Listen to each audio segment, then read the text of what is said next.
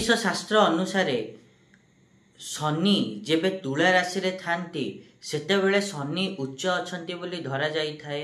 शनि सही तांकर उच्च राशि अर्थात तुला राशि को निजर राशि परिवर्तन द्वारा किपरि प्रभावित करिवे, किपरि फल प्रदान करिवे, सेही विषय आज आम ए भिडियो रे आलोचना करिबा।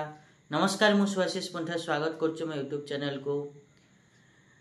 आमे जदि शनि कर जो राशि परिवर्तन हवा को जाउची 13 जुलाई 2025 रु नहीं कि 27 नवेम्बर 2025 जाए दीर्घ 128 दिन शनि जेतेबेले तुला राशि व्यक्ति मानकर षष्ठ भाव में गोचर करिवे, ता द्वारा जेते सब तुला राशि व्यक्ति अछंती तांको किभली सब फल प्रदान करिवे दीर्घ 128 दिन धरी से विषय तो डिटेल्स रे आलोचना करिबा।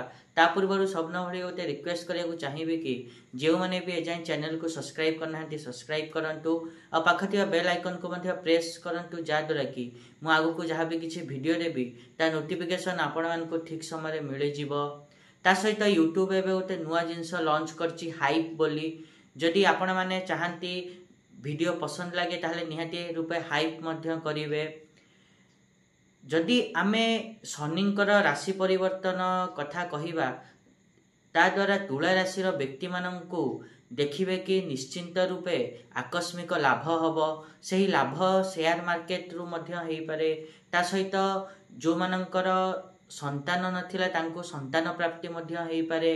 संतानंकर कर्म क्षेत्र एवं पाठ पढ़ा को नेकी जदि चिंतित थिले ताहले ताहा मध्य दूर हबो।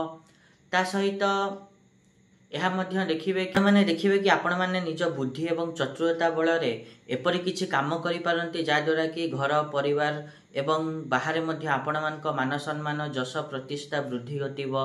ता सहित जीवन रे स्थिरता आसीबो जहा कि आपणक पई एवं आपणक परिवार पई मध्य शुभंकर रहिबो। एवं जो माने विद्यार्थी अछंती खास करके जो माने कॉम्पिटिटिव परीक्षा दउचंती तांको पई श्रेष्ठ परिणाम एही 128 दिन मध्य देखिया को मिलिबो।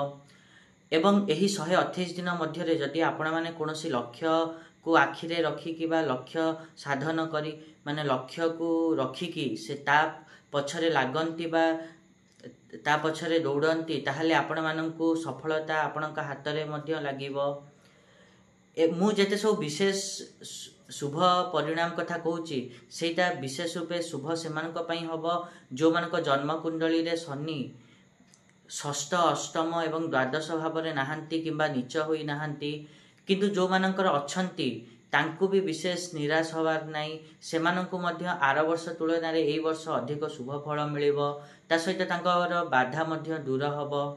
एता थिला तुला राशि समस्त व्यक्ति मानक पई शनिंकर वक्र चलन किभली फल प्रदान करिवो। आशा करिबि कि मु जा कहिले आपण माने ठीक रे बुझी पाथिबे। आ जदि वीडियो भल लागिछि ताहले निहात रूपे वीडियो को लाइक करंतु शेयर करंतु आ चैनल को सब्सक्राइब करबा पई तो जमाई भूलंतुनी। आज पई एतिकी देखा नेक्स्ट वीडियो रे। रहुची नमस्कार।